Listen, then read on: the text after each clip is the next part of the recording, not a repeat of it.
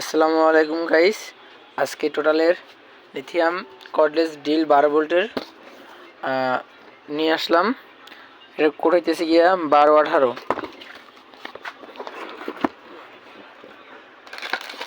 এর সাথে আছে আপনার একটা চার্জার, একটা ব্যাটারি।